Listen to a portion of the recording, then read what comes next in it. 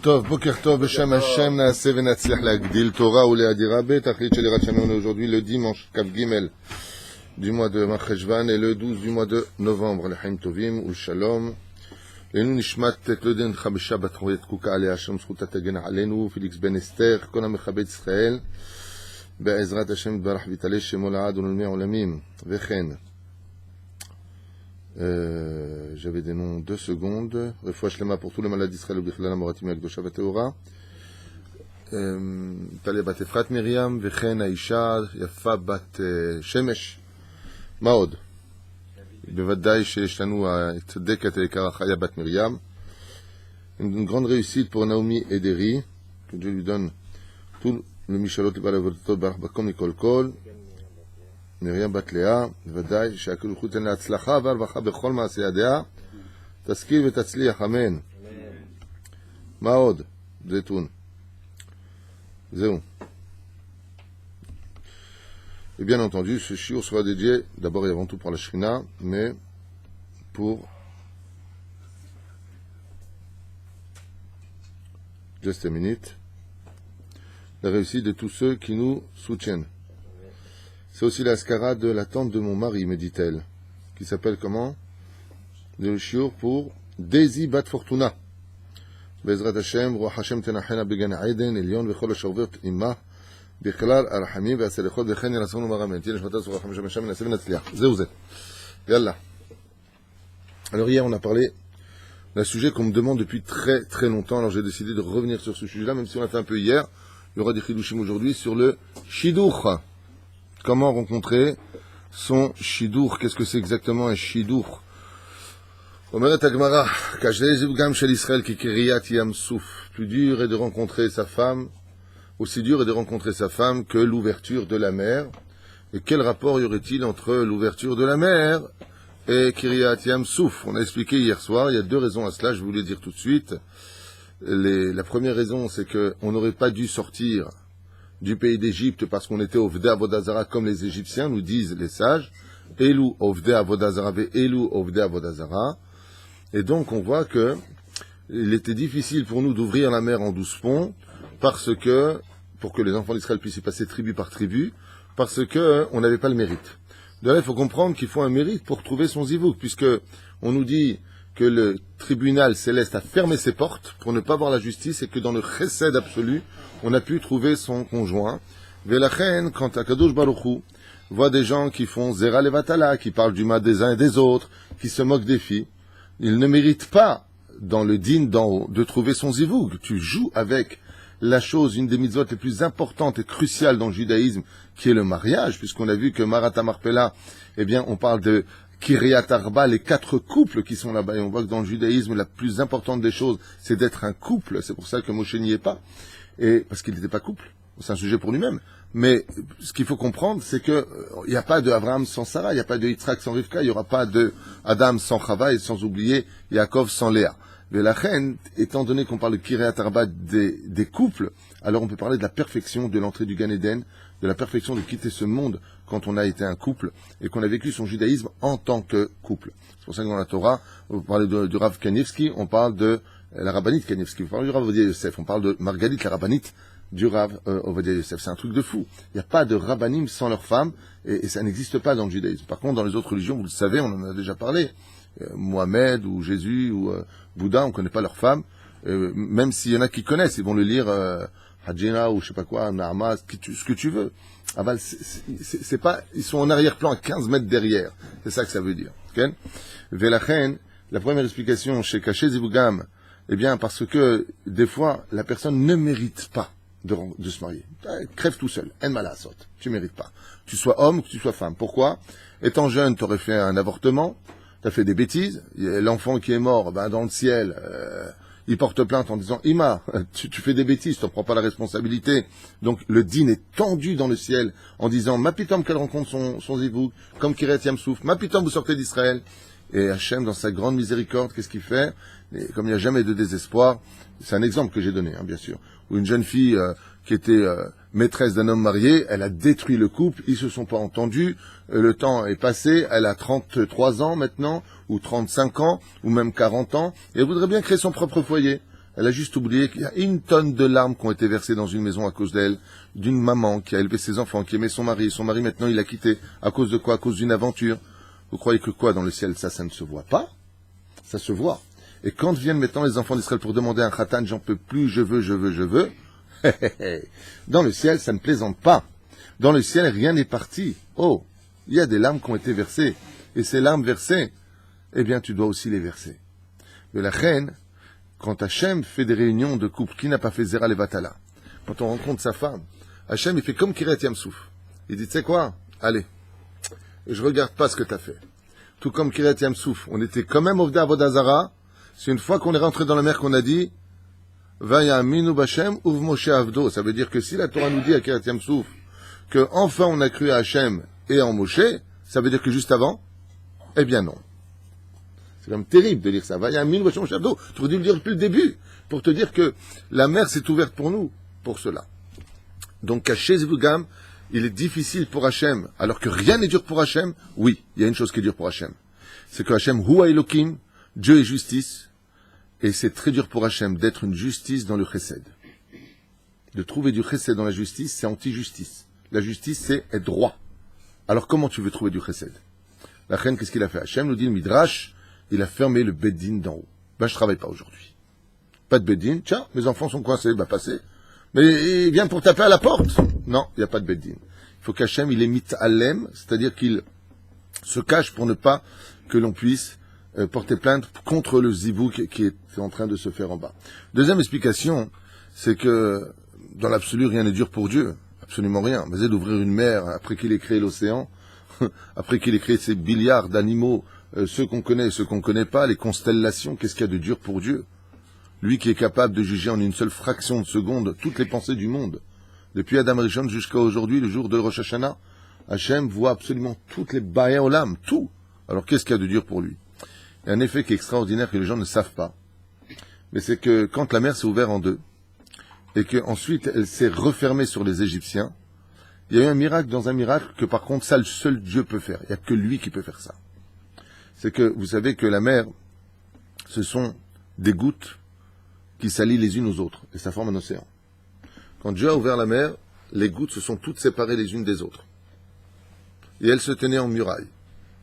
Quand le Créateur du monde a recouvert la mer, chaque goutte qui dans son origine était dans l'océan, a refrappé exactement, précisément, la même goutte que dans son origine.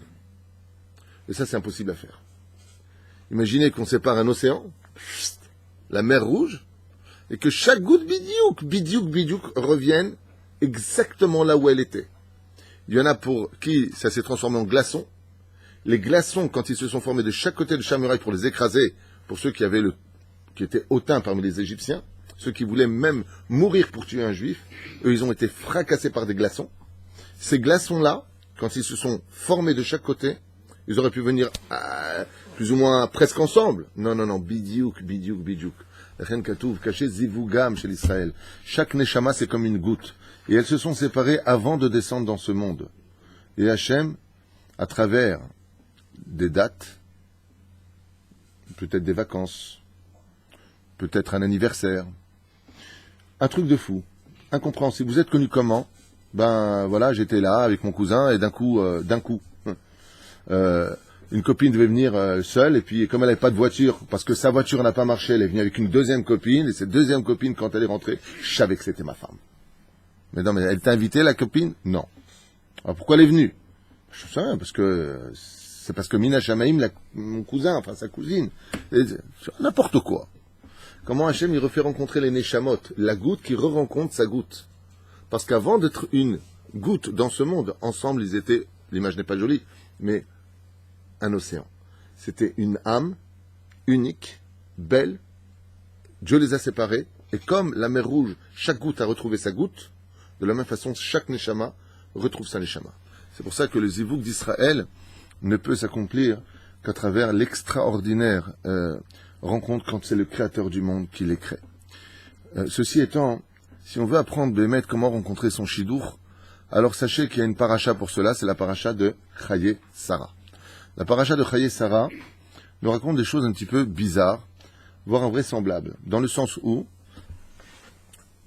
Yitzhak Avinu alav Shalom est un homme pieux, il a 37 ans, il vient de finir la Kedat Yitzhak, et puis maintenant il a 40 ans, parce qu'il doit bientôt se marier, et on va lui chercher son shidduch. Alors c'est extraordinaire d'abord de se constater que tout celui qui est Bachur Yeshiva, comme Yitzhak, qui étudiait que la Torah, même s'il était dans les champs pour sanctifier, Sadeh c'est la femme Alpi Kabbalah, que vous sachiez, mais pour sanctifier le nom d'Hachem, eh bien il sortait dans les champs, Pérouche Adavar, il allait sanctifier le monde de la matière. Un sujet qu'on a déjà vu plus ou moins ensemble.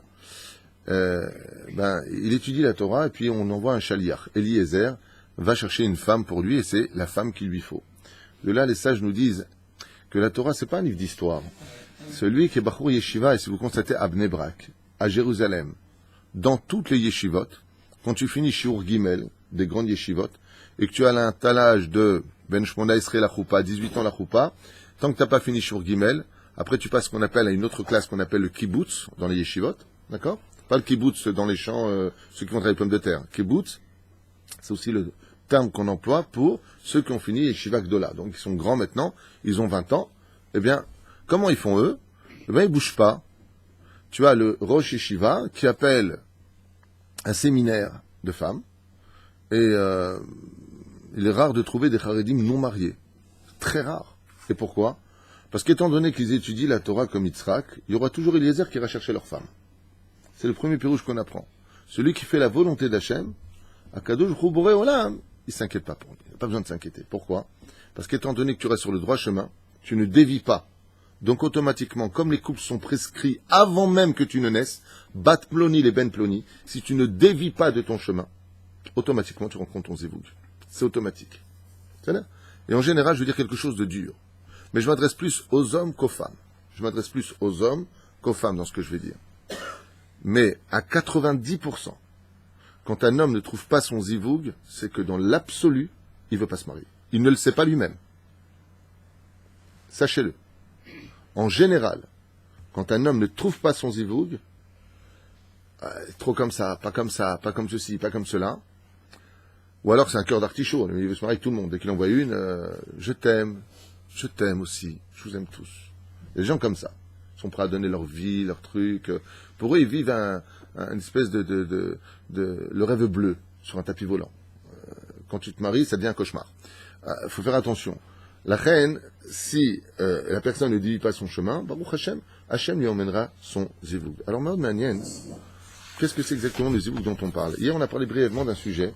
Je voudrais revenir très très très rapidement dessus parce que c'est pas ce que je veux faire avec vous. Vous avez marqué que toute la rencontre de Eliezer avec Rivka est déjà marquée dans la Torah. Quand Bethuel et Lavan reçoivent Eliezer, une fois que Rivka accepte de l'emmener à la maison, ils répètent exactement les mêmes mots de tout ce qui s'est passé juste avant. C'est entre deux montées, tu as exactement les mêmes phrases qui se répètent. Pourquoi faire? Arrête, si tu viens vivre quelque chose, ben t'as qu'à lui dire Vaïsapru et kol hane'esa ben Eliezer les Rivka. Et ils sont racontés tout ce qui s'était passé. Donc tu reviens en arrière, dans le texte, et puis voilà, tu as la réponse à tout. Non, il revient sur tous les détails. Il revient dans tous les détails, et voilà la réponse de Bethuel et de Lavan dans la Torah. Une réponse qui doit éveiller chez nous une grande réflexion. Regardez ce que répondent Bethuel. Alors je réexplique pour ceux qui n'ont pas compris. La Torah nous explique comment s'est fait la rencontre. Ouais, magnifique, il est parti avec Asara Gemalim. Pourquoi Gemalim? Pourquoi il n'est pas parti avec des Chamorim? En général, les tzadikim se déplacent avec des Chamorim. Alors pourquoi des Gemalim? Parce que le mot Gamal vient du mot Gmilut Chassadim. Il est parti en cherchant une femme remplie de Chesed. Et pourquoi 10? Pour couvrir les 10 sphirotes. Si on a Keter jusqu'à Malchut, Asara Gemalim, je cherche une femme qui serait capable de remplir chacune des notions des tikkunim de ce monde, des réparations de ce monde, dans les 10 sphirotes. Asara Gemalim, Asara Gomel Chesed. Est-ce que tu serais capable de faire du Chesed le jour de Kippour, qui correspond à Keter? Est-ce que tu serais capable de faire du Chesed le jour de Malchut, c'est-à-dire le jour de Shabbat? Et ainsi, chaque fête doit être remplie de Chesed, même dans la notion de Gevura. Car pour être un couple équilibré, il faut toujours épouser son opposé complémentaire. Est-ce que Yitzhak était quel mida, lui? Midata Din. Et Rivka, les Midata Chesed. Donc pour équilibrer le monde, il faut que ta femme soit exactement à l'opposé de tout ce que tu es. C'est-à-dire quand vous dites à une femme, on n'a rien à voir ensemble, c'est exactement ce qu'il faut. Enfin, non, je base l'histoire. D'accord? Il faut que Rivka soit une femme de Chesed, pour rééquilibrer le monde avec Yitzhak, et donc puisse naître à ce moment-là Yaakov Tiferet. Quand tu veux des enfants qui soient parfaits, il faut que si toi t'es dur, t'épouses une femme très cool. Si toi t'es très cool, et donc qu'est-ce que ça fait dans les couples qui comprennent rien à leur vie? De toute façon, toi t'en as rien à faire de rien. Pourquoi la femme c'est Madame Macmuche et le mec c'est Baba Cool? Ben heureusement que imagine tous les deux c'est Macmuche caché. Ben, c'est plus une vie à la maison. Tout le monde crie, mais personne n'est jamais content de rien. Par exemple, le mec il est un très beau couple. Le mec il est vraiment je m'en foutiste. On dirait qu'il y a toujours un joint dans le coin de la lèvre, comme ça va toi? Ouais, cool, ouais. T'as volé ta voiture. Qui kiffe, elle est super, ma voiture. Et sa femme, c'est une perfectionniste. Bon, c'est déjà une rassera déjà à la base pour elle, perfectionniste. Ensemble, ça va créer un équilibre. Les extrêmes, il va falloir, voilà, les extrêmes s'attirent, mais il va falloir qu'ils se marient au centre des choses. C'est-à-dire qu'ils se respectent, parce qu'en réalité, celui qui est trop babacool va calmer la hardeur, la rigueur insupportable de la femme, et le mec qui est insupportable d'Ambared, que le monde il peut s'effondrer, il bougerait pas une oreille, va te secouer un peu par sa femme en disant responsabilise un peu plus tes actes. Donc ce sont ces deux équilibres. Voici ce que répondent une fois qu'on a expliqué, donc ces actions sont faites, elle va rencontrer donc cette femme de Chesed, et là, comme l'a enseigné le Rav Mugrabi à mon fils Yehuda, un très très beau Mahamar que tout le monde connaît, mais qu'il a expliqué à sa façon, je reviendrai là-dessus parce que c'est quand même très très beau à entendre, c'est que Eliezer, vous savez qu'il fait une condition. Il fait une condition. Hachem. Si tu me qui donnera à boire à mes chameaux, patati patata, ce sera. Alors vous savez que toutes les filles de Mésopotamie à cette époque étaient, comme le dit d'ailleurs Rashi, des filles qui avaient déjà connu des hommes, pas de devant mais de derrière. La seule qui était vierge de devant et de derrière, dit Rashi sur place, c'était Rivka. Pour dire qu'une femme qui sait se préserver, une femme qui sait se respecter, en général saura respecter les valeurs de l'autre. C'est très important et heureuse l'homme qui épousera une femme qui a su se préserver. C'est d'avoir gadol meod. Meod. Betulta. Fiki betula. Quand Eliezer est arrivé, le Midrash nous dit qu'il était gêné de voir toutes ces femmes qui allaient puiser de l'eau et qui se baissaient. C'est-à-dire qu'ils mettaient une forme de leur corps qui ne montrait pas de respect pour l'autre. Pourquoi? Elle cherchait à plaire. Rivka, Katouv, elle est sortie. On aurait dû dire, elle est venue. Non, elle est sortie. Le mot sortie, Tetse Rivka, vient de ce que dira le roi Salomon plus tard, Matza Isha Matzatov. C'est-à-dire que, normalement, les sages nous disent qu'elle n'aurait jamais dû sortir, parce qu'elle n'avait pas l'habitude de sortir tellement elle était pudique. Mais ce jour-là, aucune des servantes ne pouvait sortir pour aller puiser de l'eau. Alors c'est exceptionnellement Rivka qui est partie chercher de l'eau. Pourquoi? Pour t'enseigner que quand tu sais rester à ta place, la Shem te fera sortir au moment où lui le décidera. Toi, reste à ta place. Tu verras que les événements t'amèneront à rencontrer bidiouk ce dont tu as besoin. Seulement, quelle différence il y avait entre Rivka et les autres bnot de Mésopotamie, de Okazdim là-bas, de Haran? Où était ce point de rendez-vous? Où est-ce que ça se passait? Au puits. Quand les filles venaient, elles se baissaient et ramassaient de l'eau. Eliezer, il a dit, waouh, tu n'as pas de pitié pour les yeux des hommes en te mettant dans cette position. Tu attires l'œil de l'homme comme un animal serait attiré par un autre animal, par ses hormones. Quand est venue Rivka, qu'est-ce qui s'est passé d'après vous? Dis-le. L'eau est montée. L'eau est montée. Donc, qu'est-ce que tu avais besoin dans ce cas-là? De demander qu'elle donne à boire à tes chameaux. Parce que quand est arrivé Rivka, pour qui on a vu à chaque fois que l'eau montait, comme Yaakov, quand il est tzaddik? C'est-à-dire que quand Rivka est arrivé, tout le monde a vu, Rivka arrive, toutes les eaux du puits ont commencé à déborder. Mais c'est pas un signe, ça, que c'est une tzadékette? Et Eliezer, il dit, super. C'est certainement pas la femme que je veux. C'est pas un signe pour moi, une tzadékette. Pourquoi? Parce que, je vous racontais une histoire qu'a raconté le Rav Mugrabi. Il y a un irgun qui s'appelle Yedidim. Et ce irgun-là, cette organisation, intervient si tu as besoin d'eux. Par exemple, tu crèves un pneu sur la route, tu les appelles, ils viennent. Tu as une frigidaire qui marche pas, tu les appelles, ils viennent. C'est gratuit. Ils viennent. Il y a une femme qui, un vendredi matin, s'est rendu compte que sa bonbonne, c'est le mot bonbonne, de gaz était vide. Et donc, elle était très très gênée parce qu'elle devait recevoir du monde. Et son mari était au kollel. Elle n'a pas osé l'appeler. Et sauf elle l'a appelé. Et son mari lui a dit, écoute, appelle Yedidim, je sais pas, appelle-les, ils vont se débrouiller. Et, non, excusez-moi, c'était jeudi à 1h du matin, excusez-moi. C'était donc jeudi à 1h du matin, elle s'est rendue compte qu'il n'y avait plus. Et donc, elle appelle là-bas, et elle tombe sur quelqu'un de mazé charmant, mazé gentil, mazé tzaddik. Il n'y a pas de problème, ne vous inquiétez pas, dans même pas 1 heure, je suis là avec une bonbonne, un peu moins grande, mais vous aurez de quoi faire votre Shabbat. Dimanche, vous aurez amplement le temps de pouvoir la changer chez Pasgaz ou autre. À Misragaz, peu importe. Et voilà qu'à 1h50 du matin, un homme débarque avec une jolie kippa, une belle barbe, avec un grand sourire, et il change la bonbonne, et il prend le temps de dévisser, de revisser. Il dit, vous pouvez utiliser votre gaz, Bete Avon, et surtout un grand Shabbat Shalom. Il dit, mais c'est extraordinaire, mais je crois que je vous connais, vous n'êtes pas dans telle et telle rue. Il dit, Ken, là, j'ai déjà rencontré une fois votre femme. Top. Le bonhomme s'en va, la femme est très contente et elle peut cuisiner toute la nuit pour recevoir ses invités. Voilà que, une semaine plus tard, alors qu'elle faisait chez courses d'Afka chez Osherad pour cette fois, sans donner de nom pour la pub, mais c'était là-bas que ça s'est passé, dans un des rayons, elle vient pour ramasser une boîte et elle se retrouve nez à nez avec la femme de ce grand tzaddik. Et elle commence à la bénir, que Hachem vous bénisse, vous vous rendez pas compte, grâce à votre mari, quel tzaddik vous avez dans la vie, quel tzaddik, mais quel tzaddik, mais quel tzaddik. Et sa femme dit, Toda, Toda, Toda, mais pourquoi vous dites ça?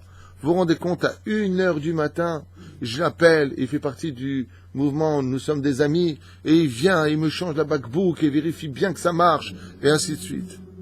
La femme, quand elle a entendu ça, elle a explosé en larmes. Elle lui a dit, écoutez bien ce que je vais vous dire, appelez-le comme vous voulez, mais pas tzaddik. Elle lui dit, mais pourquoi? Elle lui dit, j'ai pas envie de vous répondre. Elle va vers la caisse, et elle, quand elle voit ce qu'elle a provoqué au lieu de créer de la joie, elle a créé des larmes, elle la lâche pas. Je vous en supplie, dites-moi, pardon, dites-moi. Elle dit, madame, chez moi, ça fait 2 semaines qu'on n'a pas de gaz. Ça fait 2 semaines que je demande à mon mari de me changer la bonbonne de gaz. Il vient des fois l'après-midi. Ouais, t'inquiète pas, tu me saoules, tu m'ennuies. Et vous l'appelez. Et il vient tout de suite. C'est ce qu'on appelle le tzaddik de la rue. C'est le tzaddik de la publicité. Je sais faire du chesed avec tout le monde. T'as besoin de moi? Je suis là pour toi. Je sais ranger les sièges d'une synagogue. Je sais venir te dépanner au bout du monde. Mais à la maison, aucun chesed. Alors Eliezer, il connaît le plan de « je suis un tzaddik dehors ». Il dit « ah, super, tu viens, il y a l'eau qui monte ». C'est pas une référence pour moi. C'est comme dit le Ravari Garbian, votre Rabbi Omori. Il dit il y a des femmes « Ouai, quel tzaddiket, ouai, makara, yosa kol yom perek shira, teilim, shira shirim, shir taras, c'est ce que tu veux ». Mais la maison, en dessus-dessous, les gosses, ils peuvent pleurer, le linge du mari part passer, la maison à la panime, mais attention, qui sous jusque-là, et non, il veut du chesed. Moi, je veux une femme de chesed. Je veux une femme qui, si elle est capable de donner, à perdre son temps à donner à manger à des animaux, a plus forte raison à l'homme. Moi, je veux pas une femme qui est le titre de « je suis une sadéquette dans la vie ». Attention, les jupes, al pi alacha, le kissouille, pas un cheveu dehors. Mais en ce qui concerne ma vie privée, toi, t'es pas handicapé, t'as qu'à aller te faire à manger. Non. La paracha de Toldot, qui parle des Shidduchim, de Chaïsara, qui parle des Shidduchim, vient nous dire que la vraie femme qu'un homme il doit chercher, c'est celle dont les yeux sont beaux, mazés sont beaux, sont remplis de chesed. Une femme qui a des yeux remplis de chesed. Une fois avec mon épouse, que Dieu la bénisse, mamash que Dieu la bénisse, je lui ai dit comme ça, pour ton anniversaire, tu veux je t'achète une bague, quelque chose, tu veux choisir quelque chose? Elle m'a dit, combien tu es prêt à mettre? T'es lourde, ça me regarde, quoi. Voilà, mélange algérien-tunisien. Combien tu es... Elle m'a fait peur, je dis, qu'est-ce que tu veux? Et qu'est-ce qu'elle m'a dit? Maman, ce que je dis, c'est texto. Ce que tu es prêt à mettre pour mon cadeau dans la bague, donner à une famille pauvre. C'est ça mon cadeau. Il cherche le hesed. Quelqu'un qui a un cœur comme ça, il cherche le hesed. Il cherche le hesed. Ça veut dire qu'à partir du moment où Bissiata d'Ishmaï, une personne, n'est pas une question de pub à l'extérieur. Moi, je suis prêt à être un tzaddik. Il y a souvent ça. T'as souvent le mec, il est plombier, il est menuisier, il est électricien. Il va être là pour tout le monde. Pour tout le monde dans la ville, c'est le tzaddik. La seule qui pourra te dire, c'est un enfoiré, c'est sa femme. Pourquoi? Au lieu de faire du chesed chez les autres, d'abord fais du chesed à la maison. Fais du chesed pour ceux qui t'aiment. T'es prêt à donner de l'argent à tout le monde. Pour ton fils et pour moi, ta femme. Tu peux pas penser à nous. T'es prêt à acheter la terre entière pour tout le monde. Et pour moi, t'es pas prêt. Donc ce que tu cherches, c'est pas un tzaddik. Tu cherches qu'on dise, waouh, toi t'es un tzaddik. Tu cherches la pub. Eliezer, il dit, ces gens-là, c'est des gens pas cachers. J'en veux pas. Moi, le côté l'eau qui monte parce que madame est une tzadékette, ça me rend pas service. Elle a qu'à se baisser comme tout le monde, mais de façon pudique. Elle descend sur ses chevilles.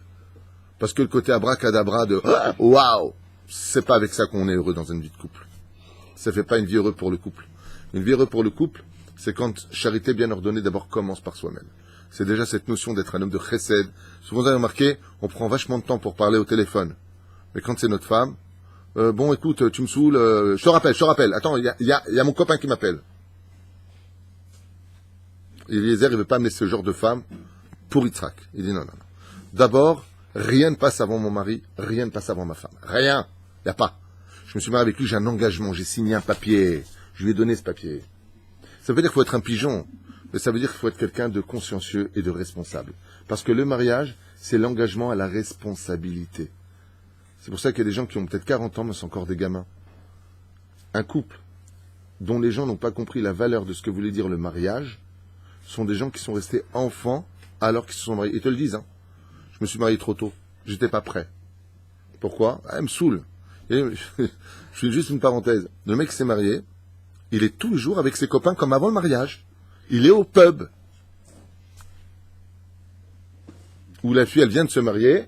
Et elle dit, je pars avec mes copines en Grèce. Dans les deux sens. C'est Neged la Torah. Velachen. Écoutez bien les mots qui vont sortir de la bouche de Bethuel et de Lavan, quelque chose d'effroyable. Pourquoi c'est effroyable? Parce que ça veut dire qu'il y a l'opposé aussi. Une fois qu'il a expliqué, une fois qu'il a expliqué comment ils se sont connus, il y a marqué Vaya'an Lavan ou Bethuel Vayomru. Donc, se sont réunis Lavan et Bethuel et ils ont dit, mais Hachem Yatsa Davar. On peut dire que ce shidduch a été fait par Hachem.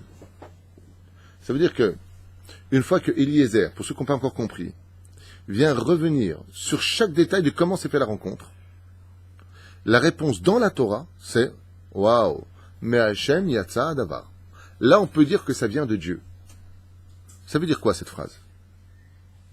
Ça veut dire qu'il y a des shidduchim qui peuvent venir aussi du Satan. Il y a des rencontres qui ne viennent pas d'Hachem. Chez Nehemar, mais Hachem Yatsa Davar. De Dieu est venue cette rencontre. Mais le Satan aussi, il peut tout à fait te faire épouser une femme qui n'est pas ton couple. Et on en a parlé hier. Pourquoi c'est si important de revenir sur la rencontre, comment on s'est rencontré quand ça ne va pas dans ta vie de couple? Parce qu'il peut arriver qu'une femme, je prendrai juste cet exemple rapide, une femme, elle ne s'est pas entendue avec son mari, elle s'est séparée de lui. Le gars était pour, on ne sait pas quand. En attendant, ils se sont séparés. Elle vit dans son appartement, lui vit dans son appartement. Monsieur refait déjà sa vie. Le problème, c'est que madame refait aussi déjà sa vie, malheureusement. Elle rencontre quelqu'un. Et puis là, bon, n'étant pas assez remplie de crainte du ciel, elle se donne à lui pour vivre autant n'emporte la racera. Et voilà que maintenant, elle s'est donnée à lui. Elle a juste oublié un détail, même si elle est séparée depuis 1 million d'années. Pas depuis 1 an, 2 ans, 1 milliard d'années. Zélo méchané. Tant que t'as pas ton guette, tant que tu n'as pas ton guette, t'es une femme mariée. Et si t'es parti et que tu as couché avec cet homme, et qu'après quelques mois tu as ton guette, cet homme t'est strictement interdit à vie. Ce mariage et cette union n'ont pas le droit d'avoir lieu, tu es dans un issour de la Torah. Velachen, Zelom et Hachem. C'est de l'amour qui vient du Yetzer Hara. Ça veut dire que le Yetzer Hara t'a emporté dans un monde à cause de quoi? De la tristesse. T'étais triste, t'as les boules, t'es mal, t'es seul, tu vois le temps qui passe, faut que t'en chopes un, t'as pas envie de finir ta vie, c'est légitime. C'est légitime, surtout pour une femme. Un homme seul, bon, ça peut encore se débrouiller, mais une femme seule, c'est encore beaucoup plus dur, parce que la femme a été créée pour l'homme. Ce qui fait que quand un homme, malheureusement, fait cette rencontre avec cette femme, et que cette femme lui dit, je suis en séparation, ça fait longtemps que je suis avec mon mec, et que lui, qu'est-ce qu'il fait? Il voit juste les formes, il est très attiré comme un animal, il n'a pas de respect en disant, regarde, tu veux me dire que t'as pas ton guette? Tu parles avec une femme mariée. Tu parles avec une femme mariée. Habibi, don't touch. Ne touche pas cette femme, parce qu'elle te sera interdite pour la vie. Assour. Et malheureusement, les gens, ils se marient avec. Alze Neymar ki lo yatsa davar me Hachem. toutes les rencontres qui sont strictement interdites, comme on avait cité l'histoire du Cohen, qui avait épousé une juive, elle avait rencontré une juive, mais cette juive, elle avait couché avec un goy. Et on sait que, comme le dit la Torah, Isha zona vachalala lotikar. Tu n'as pas le droit de te marier avec une femme, toi le Cohen, si cette femme a connu un goy dans sa vie. Elle est interdite, comme une guillerette. Elles te sont interdites. Ouais, mais attends, je comprends pas. J'ai rencontré, on était à la synagogue. Oui, le Yetzirah aussi se fait rencontrer les gens à la synagogue. T'es pas au courant? Quoi, tu veux dire que les couples se tous? Non. La Torah, elle te dit, Vayan laval u'butal vayomru me Hashem yatzad davar lo nuchal daber elecha ra'atov. Quand le shidduch il est fait par Hashem, c'est beseder gamour. Il faut savoir qu'il y a des shidduchim qui sont pas faits par Hashem. Le Satan aussi, il se fait passer pour un chassid, dit la Gemara dans Maseret Sanhedrin. Le Yetzirah, il vient comme un rachat, mais il se aussi venir comme un grand rave, comme un grand tzaddik, qui va faire la rencontre. Pourquoi? Parce que cette rencontre, elle est interdite. Et il veut que dans le peuple d'Israël sortent des choses qui sont anti-Torah, alors que c'est empreint de la plus grande des mitzvahs, le couple dans la vie du juif. C'est pour ça qu'il est impératif, quand on vient pour se marier, de poser les bonnes questions et d'arrêter de jouer les bons samaritains. Qui es-tu? D'où viens-tu? Qui sont tes parents? Prends des renseignements à son travail, prends des renseignements chez son rave. N'hésite pas à appeler. N'hésite pas à poser des questions. Observe bien si cette personne n'a pas eu de problème. Si c'est une personne divorcée, je vais dire dans ce que je vais dire, mais faites-le, vous gagnerez du temps, beaucoup de temps. Appelez sa femme. Pourquoi? Qui était votre mari? Je suis en shidduch avec lui. Vous savez qu'une femme, si elle a divorcé, elle peut te rentrer dedans, mais elle peut te détruire le mec. Oh là là là là, bonne chance, madame, je n'ai rien à vous dire. Elle te raccroche, elle te rassera pour la vie. Qu'est-ce qu'elle a voulu dire? C'est pour ça qu'il faut trouver les mots, quitte à passer par un rave. Renseigne-toi bien. Et si tu épouses un bipolaire? Ou s'il est pervers narcissique? Et s'il est pervers narcissique? Une belle vitrine de l'extérieur, un vrai tzaddik dans la rue, waouh! Mais à la maison, un tortueux de l'esprit. Renseigne-toi. J'ai quitté madame parce que mon mari était pervers narcissique. J'ai énormément souffert. Qui vous a dit qu'il était pervers narcissique? Les psychiatres, les psychologues, le rave avec qui je me suis entretenu pour mon shlom bayit. Merci madame. Je bois pas de ce verre. Pourquoi te suicider? Je bois pas. Renseigne-toi. Le problème qu'on a, c'est que malheureusement, on suit nos pulsions du cœur. Mais pas du tout, il est super. Il y a des femmes qui se sont mariées, qui ont fait des shidduchim. Le mec, il était drogué. Ok, il travaillait pour des gens malfamés. Il y en a d'autres qui sont mariés avec des mecs qui devaient 1 tonne d'oseille, plus d'1,5 million de shekels à la banque, qui sont mariés, donc bien entendu, maintenant ça leur tombe sur le dos. Pourquoi tu te renseignes pas? Pourquoi tu ne te renseignes pas? Dans le monde haredi, vous savez, les gens comme nous, là, les extraterrestres pour les gens style moderne, ce qu'on a de bien, c'est que quand nous on se marie avec quelqu'un, on prend des renseignements sur tous les détails. Vous savez sur quel détail on va? Est-ce que même Bichla, elle peut avoir des enfants? Prise de sang. Ah, quel écart! Ouais, n'importe quoi, il n'y a pas plus fort que l'amour. Ben, en attendant, c'est chez nous qu'il y a le moins de divorces. Alors, il y a toujours, j'entends les mauvaises langues dire, ouais, mais c'est normal. Elles peuvent pas aller à la police, elles peuvent pas porter plainte, c'est honteux, il y a le raf qui est là, et tu dois écouter ton mari. C'est le nachon. Je vais vous affirmer une chose, ça c'est le côté extérieur pub du monde haredi. Moi j'y suis depuis des années, on a des avrechim à Jérusalem, on en a ici, je connais j'ai plein d'amis aussi à Bnei Brak, c'est pas du tout ce que vous dites, les femmes sont des reines, et quand il y a une situation comme ça, on a plein journal, regardez le problème, c'est le nachon. Au monde haredi, je peux vous affirmer une chose, ici il y a 27 avrechim, tu vois leurs femmes, Blainara, tu parles avec elles, c'est des femmes épanouies, et tu vois les maris, ils sont, attends, d'abord je demande à ma femme, il y a beaucoup de kavod, c'est l'onachon. Mais il y a une chose de bien par contre, c'est qu'on se renseigne. On se renseigne parfaitement, qui sont les parents. Imaginez maintenant le Hanel Velo Alechem, l'enfant il est mamzer, Tu te poses pas les questions, toi en tant que parent, quand tu viens marier ton fils ou ta fille? Qui t'a dit que le khatan c'est pas mamzer? Moi je connais dans cette ville, des gens qui sont mamzer, que personne ne doute qu'ils sont mamzer. J'ai fait une enquête pour essayer de disqualifier les témoins, malheureusement les témoins ils sont morts. Habibi, l'enfant est mamzer. Et cette rencontre-là, si tu ne sais pas te protéger, si tu ne sais pas faire les enquêtes, donc c'est dur. Alors les gens se plaignent toujours en disant, ouais, qu'est-ce qu'ils veulent à Ktouba? Pourquoi moi je suis pas juif? C'est quoi ce scandale? Non. Ktouba, qui t'a rencontré? À quel âge? À la Rabbanout, on vérifie à quel âge est né l'enfant par rapport à la date du mariage. Comment se fait-il que vous avez eu cet enfant avant cette date de mariage? De qui est cet enfant? De qui est ceci? Faut enquêter. C'est pour ça que les Olam Adam Itrateni Batal Mitracham.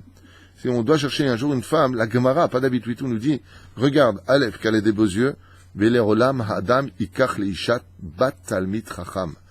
Parce que le fait de prendre Une bat Talmid Chacham, c'est quoi bat Talmid Chacham? La fille d'un homme qui a de la responsabilité religieuse en lui, qui craint le ciel. Parce que lui, si Chaz v'Shem il a commis une erreur, il ne laissera pas faire un Havel dans le peuple d'Israël. Donc n'hésitez pas, quand vous faites un Shidour, d'abord ne pas tomber amoureux, soyez sikhli. Sikhli.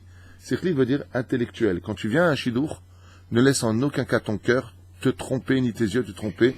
Comme le dit le verset, Velo taturu ahare levavchem ahare aynechem ashratem zonim aharehem. La deuxième chose, alors pour les hommes, par contre, je m'adresserai plutôt à eux qu'aux femmes, quand vous venez à un rendez-vous, Bihiyat Nounou, venez un peu galant. En Israël, il y a un minag, le mec qui vient à un rendez-vous, il vient en short, tong. C'est toi, ça va, toi. Alors, t'habites loin de chez toi, t'es né à quel âge? Bon, élégant. Bon, on a organisé beaucoup de shidduchim, avec shidduchim.com aussi. Là, on l'a pas encore fait, mais avec d'autres organisations, comme Madame Benamou à l'époque, on avait organisé des cours, des rencontres, et c'est vrai qu'il y avait quelque chose qui m'avait quand même assez choqué, c'est la maturité des femmes face à l'immaturité des hommes. C'est impressionnant. Tu vois, les femmes, quand elles viennent à un shidour, elles viennent pour chercher le père de leurs enfants, le grand-père de leurs petits-enfants. Tu vois, les mecs, quand ils viennent, on a l'impression qu'ils viennent pour jouer.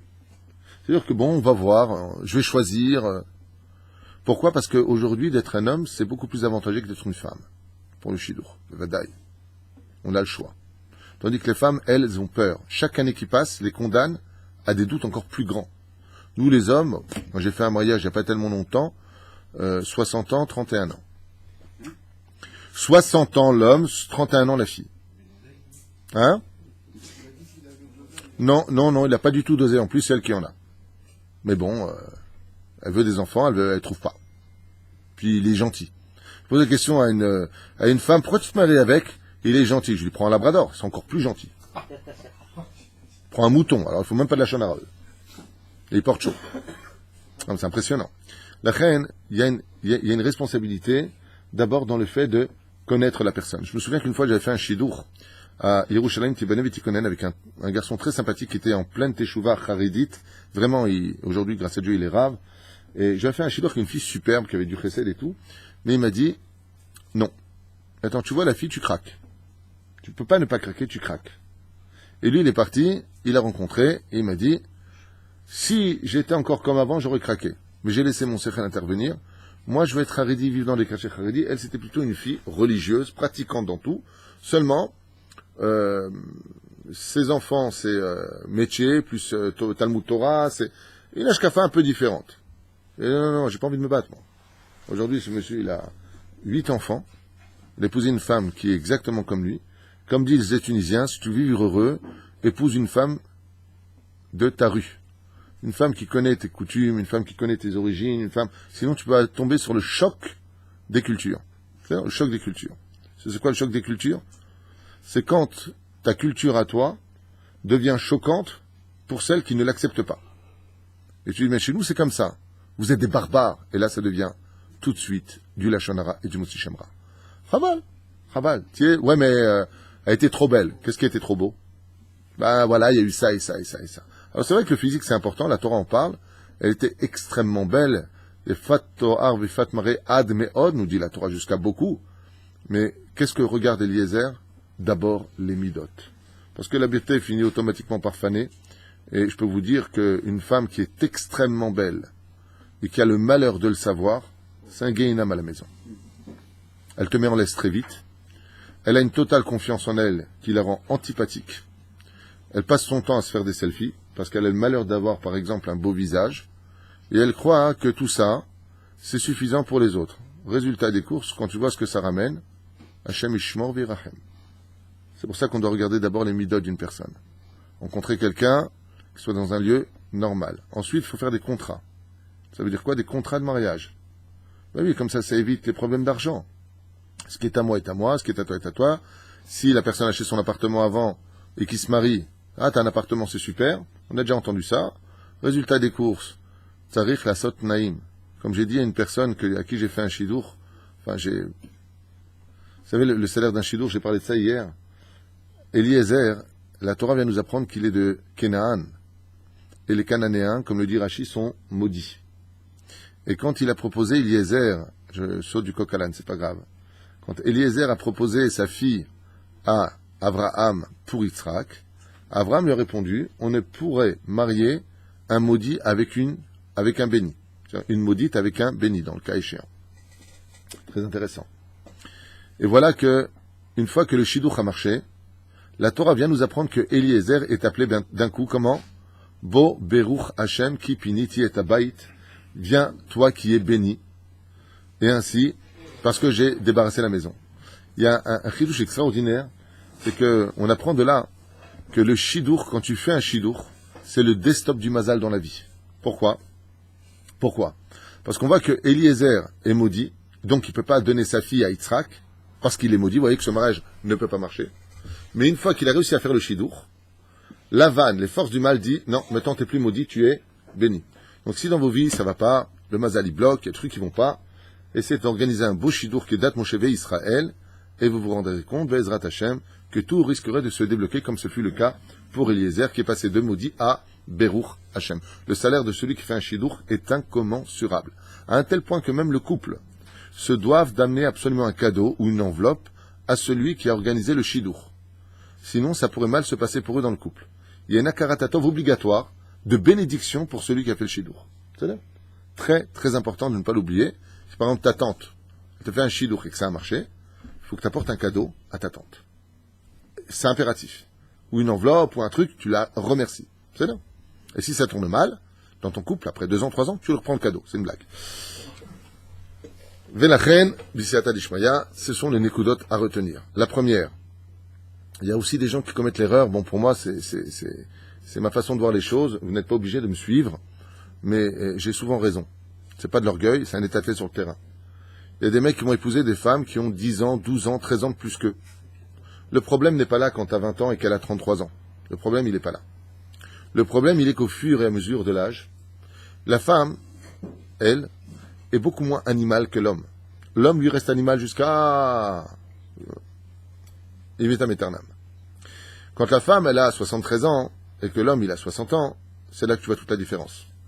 La femme se retrouve, elle qui a tellement travaillé, donné des enfants, ridée, fatiguée, et puis elle a beaucoup moins ses besoins que l'homme. Et l'homme, il se dit, mais attends, mais je suis pas malade, moi j'ai 60 ans, ok, j'ai vécu avec elle, maintenant, monsieur, il est bien. Pourquoi il est bien?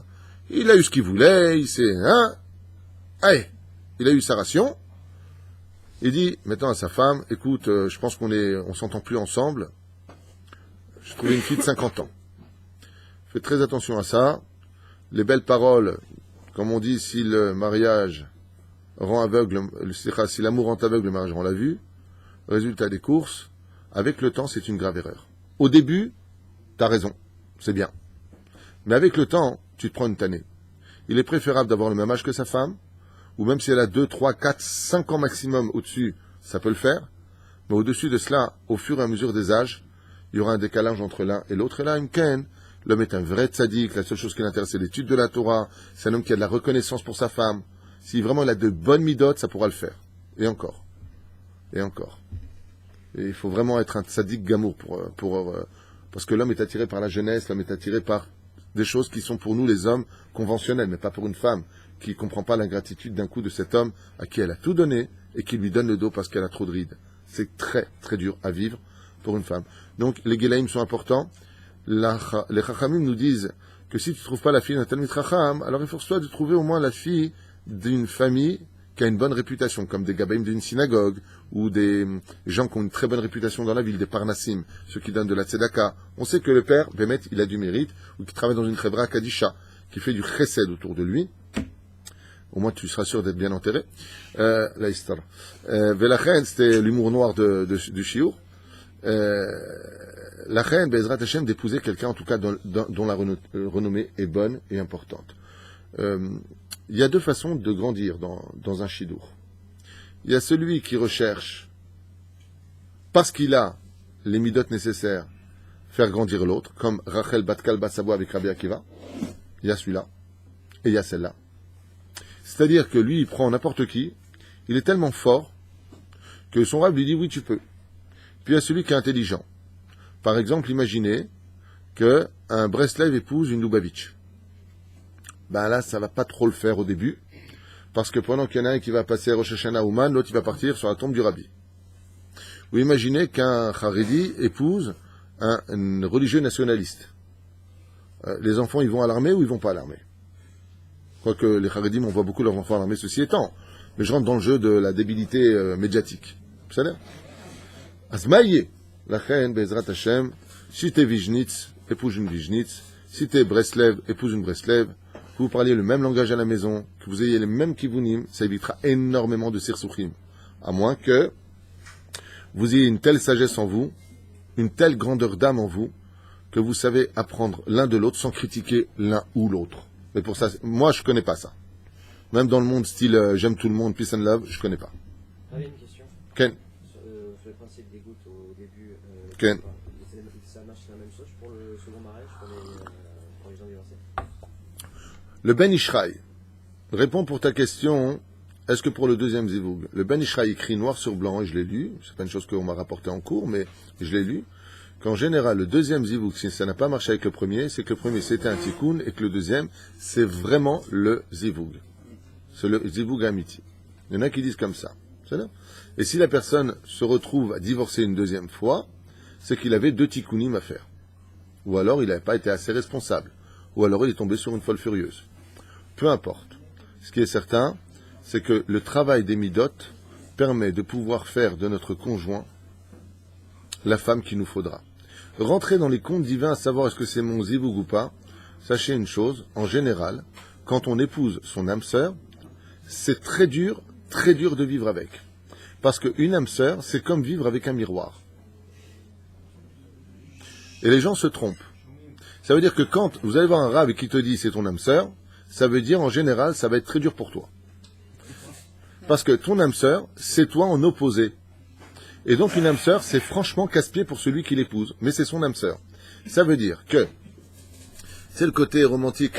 Ouais, je vois dans les yeux, Béhémet, vous êtes 2 âmes sœurs. En général, les gens finissent par se ressembler pour définir ces 2 gouttes d'eau qui se ressemblent comme 2 gouttes d'eau. Parce que ce sont 2 âmes sœurs. Ce ne sont pas des couples en général qui vivent très heureux, les âmes sœurs. Sachez-le. Pourquoi? Eh bien, parce que c'est un combat intérieur de toi-même. C'est-à-dire, ta femme vient voir tout le temps ce qui te manque parce qu'elle cherche à être complétée, c'est ton âme sœur. Et toi, c'est pareil. Donc, en général, les âmes sœurs sont souvent des gens qui sont en garde dans leur façon de se fréquenter. Sachez-le. Les couples qui peuvent réussir le plus leur vie, d'Afka, ce sont des couples qui ne sont pas des âmes sœurs, mais qui, par le travail des midot, peuvent devenir des sœurs, carrément. Ah, c'est local d'être une âme sœur, sachez-le. Parce que c'est une partie de toi. Des fois, l'homme, il peut dire à sa femme, bah attends, tu parles comme quoi? En réalité, la femme, elle parle comme lui. Le mec, il fait ça, elle fait ça. Il fait comme ça, elle fait comme ça. Makara. De toute façon, tu vois pas à qui tu fais peur, toi? Il n'y a qu'une âme sœur qui peut dire ce genre de choses. Pourquoi? Parce qu'elle reflète chez l'autre ce qu'elle est elle. En réalité, ils sont peureux, mais ils montrent une vitrine. Et donc, ils montrent à l'autre ce qu'ils attendent de lui. Pourquoi?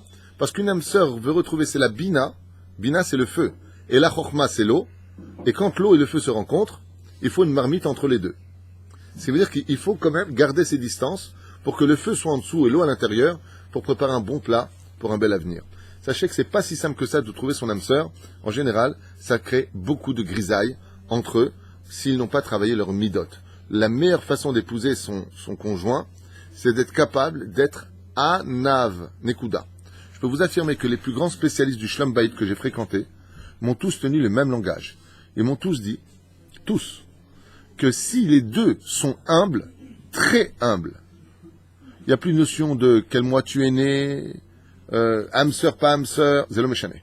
S'il y a de la hanava, mais de la vraie hanava, pas ceux qui parlent de hanava dans les cours et qui à la maison sont des monstres. La vraie hanava, le vrai travail des midotes de soi. En fin de compte, moi, si je devais donner un synonyme, j'irais savoir aimer. Parce que savoir aimer, c'est savoir faire attention à ce que l'autre ne souffre pas. Le mieux, c'est que ce soit adadi, c'est-à-dire réciproque. Veille, quand on arrive à cela, alors Béhémet, c'est que Varno Méchané, que tu sois Ashkenaz, Farad, que tu sois Tunisien, Algérien, Marocain, que tu sois ce que tu sois. Zekvarlo Méchané Kloum. Quand il y a de la hanava dans le couple, Béhémet, j'ai entendu un très grand rave qui avait dit, tout le monde est fait l'un pour l'autre. Il n'y a plus de notion à vérifier. Hanava amitit, bien entendu, je ne parle pas des interdits de la Torah. Je parle d'une hanava amitit, ça veut dire que sa femme, elle te parle, au lieu d'envoyer balader, tu lui dis, qu'est-ce qui te dérange mon cœur? Qu'est-ce qui va pas? Dis-moi ce qui va pas. Mais attention, il faut que ce soit réciproque, sinon ça fait le valet et la reine. Il faut que ce soit réciproque. Que Béhémet, Echad Imasheni, que l'un avec l'autre s'inquiète de construire l'autre à son rythme à lui, en lui montrant que ses qualités, pas ses défauts. Parce que les défauts, on les connaît. On n'aime pas les entendre. La femme qui sait gérer son couple sera une femme qui saura dire les défauts de son mari au moment où il faudra le dire. Parce que si dans le dialogue entre un homme et une femme, c'est l'âme, je dirais même du couple, et il faut savoir que le silence encore plus la couronne du couple. C'est-à-dire il y a des moments où on peut dire des choses et des moments où c'est pas le moment de dire les choses. Et une femme qui sait gérer son couple, c'est une femme qui saura trouver le moment opportun pour dire à son mari, c'est chesronot. C'est-à-dire, là tu sais, je peux me permettre de dire un truc, toujours avec le respect, toujours avec les distances, mettre cette espèce de marmite, c'est pour ça que la Gemara dans Maseret Brachot nous dit, celui qui rêve d'une marmite, shalom yelo. Pourquoi shalom? L'homme étant l'eau, la femme étant le feu, s'il y a une marmite, c'est qu'ils vont vivre dans le shalom, parce que c'est la seule façon de mélanger ces deux éléments pour qu'ils vivent dans une harmonie parfaite. Mais il faut garder ces distances. Et c'est souvent ce que commettent les gens. Ils font des shidduchim, et tout de suite ils enlèvent les barrières, et tout de suite et après le mariage, tout de suite pareil. Habibi, garde tes distances. Tu veux que tes beaux-parents te respectent? Garde tes distances. Vous voyez s'il le faut. Garde tes distances. Montre vraiment que il y a vous, il y a nous, mais si tu veux vraiment éviter les accidents, shmor merhak. Les gens ne le savent pas, les gens ne le vivent pas, ils commettent tous cette horreur, cette erreur, je dirais même, de ne pas garder ses distances. Dans les couples d'avant, nos grands-parents, quand ils parlaient avec leur belle-mère, leur beau-père, la famille, les beaux-frères, il y avait des distances. Anashim ayu shomrim merchak. Ça veut dire quoi? Comme le dit la Torah, chacun dans sa tente, mais chacun veille à l'autre. Mais chacun dans sa tente. Ça veut dire que il faut absolument, même quand tu fais un shidour, que tu n'aies pas de problème au bout de la troisième rencontre de dire l'omatim. Et lui dit, ouais, pourquoi l'omatim? Je comprends pas, pourquoi tu m'as fait espérer? Qui t'a dit de mettre, ça y est? Qui t'a dit? Shmor merchak. Tu viens, faut savoir une chose. La ktuba, c'est un contrat de mariage. Le mariage, c'est un contrat dans la vie. De la même façon, quand tu fais un contrat, Bezrat Hashem, une fois que le contrat est signé, comme il a fait Eliezer, ils viennent pour lui donner à manger. Qu'est-ce qu'il dit Eliezer? Je mange pas. Parce que si je mange, ça rapproche le cœur. Je m'en merchak, je garde mes distances. Quand tu me diras que Rivka devient la femme de Yitzhak, alors je mange. Et qu'est-ce qu'il y avait dans la soupe? Du poison, nous dit le Midrash. Ça veut dire quoi? Ça veut dire que, qu'est-ce que ça va nous apprendre? De savoir que Bethuel, il aurait mis, que Lavan, il aurait mis du poison dans la soupe de Eliezer, et qu'il a refusé de manger. Ça vient t'enseigner que quand tu manges avec une fille dans un chidour, tu viens de mettre du poison dans ta relation avec elle. Parce que si tu manges, c'est que tu enlèves les proximités, les éloignements, et tu crées des proximités. Donc quand tu viens au bout de 3 fois, tu lui dis tu casses, eh ben t'as mal. Pourquoi tu souffres? Shema mercha, comme font les charedim. On se promène, on parle, c'est bon, c'est pas bon, on passe à un autre. On n'a pas de remin à l'intérieur. Et on dit pas, ouais, j'en suis à mon deuxième chidour. Azma. Dieu, il a refait ce monde des dizaines et des dizaines de fois. Il a refait son monde avec la faute originelle, qui est venu réparer les Havot. Il a refait la vie avec Noach le Maboul, ça c'est contre Abraham, ça c'est contre Yitzhak, et Sodome et Gomorre, c'est Keneged. Avodazara, Shvichut Damim et Gilou Yarayot, Sodome et Gomorre. C'est Shloshtam, comme ça il est marqué dans le livre du Ramosh Mizrahi. Comme ça il ramène. Mais la reine, pour éviter tout ça, il est bon, Bezrat Hashem, de garder ses distances. Une fois après le mariage, à Bezrat Hashem, petit à petit, on apprend vraiment à se connaître, on apprend vraiment à s'apprécier, et il faut surtout avoir confiance. Et pour finir, je pourrais vous raconter plein d'histoires, mais plein d'histoires qui m'ont été racontées, comment les gens se sont connus. Je l'ai dit hier dans le cours, si un jour vous voulez passer du bon moment, rappelez-vous en tant que couple comment vous vous êtes connus. Revenez sur ces détails-là, revenez sur toutes ces promesses que vous vous êtes fait les uns les autres avant le mariage. T'inquiète pas, je serai là pour toi, je veillerai sur toi, je te donnerai tout, je t'aime trop, c'est pour la vie. Rappelle-toi de toutes ces belles paroles, remets-les devant toi. Comme dit souvent mon épouse, réouvre les albums du mariage. Bon, tu vas voir un truc qui va te choquer, c'est que la moitié sont morts. Mais c'est vrai, tu ouvres un mariage. C'est pas une blague. Tu ouvres un album de mariage, tu vois, là, il y en a déjà plein qui sont partis. Mais c'est bien, parce que ça moussaresquel, ça veut dire que tout passe dans ce monde. Et la reine, il faut être patient, il faut être conscient que tout dépend de la prière. Il faut beaucoup prier pour que nos enfants trouvent un bon zivoug. Il faut trouver des gens qui ont de bonnes midotes et pas des tzadikim, comme je vous l'ai dit.